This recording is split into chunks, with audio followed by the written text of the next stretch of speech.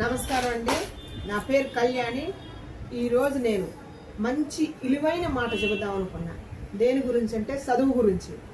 ఇప్పుడున్న యువతకి, ఇప్పుడున్న అమ్మా నాన్న కష్టపడి, అమ్మాయిలకు కానీ అబ్బాయిలకు కానీ యువతకు చెబుతున్నా, వాళ్ళు కష్టపడి వాళ్ళు తినకనో మిమ్మల్ని చదివించి ఒక గొప్ప స్థానంలో నిలబెట్టాలనుకుంటారు. దయచేసి చదువు విలువ తెలుసు కాబట్టి, నాకు లేదు కాబట్టి నేను చెబుతాను. దాని విలువ తెలుసు కాబట్టి. చదువు ఉంటే మూడో నేత్రం ఉన్నట్టే, చదువు లేకపోతే సన్నాసులు అవుతారు.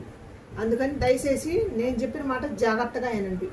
చదువు మూడో నేత్రం. చదువుకునే వాడికే, బుద్ధిమంతుడికి, జ్ఞానవంతుడికి చదువు మూడో నేత్రం.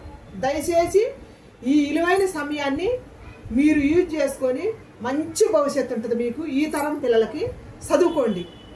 మా తరం, మా రోజుల్లో, ఆ రోజుల్లో అమ్మ నాన్నకు తెలియదు. పిల్లలకు చదివిస్తే వీళ్ళకి ముందు భవిష్యత్తు ఉంటుంది, వీళ్ళకి ముందు రోజుల్లో మంచి మంచి అవకాశాలు రావచ్చు అని ఆ రోజుల్లో మా అమ్మ నాన్నకు తెలియదు మా గురించి. అందుకని మాకు చదువు నేర్పిలే, దాని విలువ తెలియక దాన్ని కోల్పోయిన దాన్ని. కాబట్టి నేను చెబుతున్నా, దయచేసి మీరు వినండి. చదువున్నోడి కన్నా శాఖలోడి మీదని వెనకటి పెద్దలు చెప్పారు. అంటే అది ఎవరికంటే అది చదువుకున్నా కూడా యూజ్ లేకుండా, చదువుకుంటారా నాయన అని కడుపాయి కట్టుకొని తల్లిదండ్రులు లక్షలు పోసి వేలు పెట్టి పని చేయనీయకుండా వాళ్ళని, వీళ్ళు కష్టపడి, వీళ్ళు చెమటొడిసి, వీళ్ళు డబ్బులు పెట్టి వాళ్ళని చదివిస్తారు కదా. హాస్టళ్లలో, కాలేజీలలో పెట్టి వాళ్ళు చదువుకోకుండా ఏషాలు వేస్తారు కదా.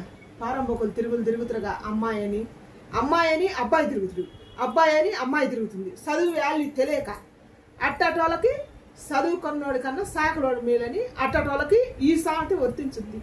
చదువుకున్నోడికి, బుద్ధిమంతుడికి, మన సాయి తేజ్ లాంటి వాళ్ళకి, మంచి మంచి అబ్బాయిలకి, కామేశ్ లాంటి వాళ్ళకి ఎంతో మంది ఉన్నారు. యువత మంచి అబ్బాయిలు 90% ఉన్నారు, 10% ఉన్నారు తిరిగిపోతుంది.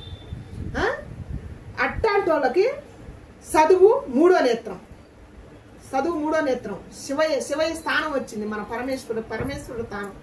అందుకని దయచేసి చదువులు తెలిసిన దానిగానే మాట్లాడుతున్నా. చూడు, నేను ఒక మాట మాట్లాడాలంటే స్పష్టంగా మాట్లాడలేకపోతున్నా, చదువు లేకనే.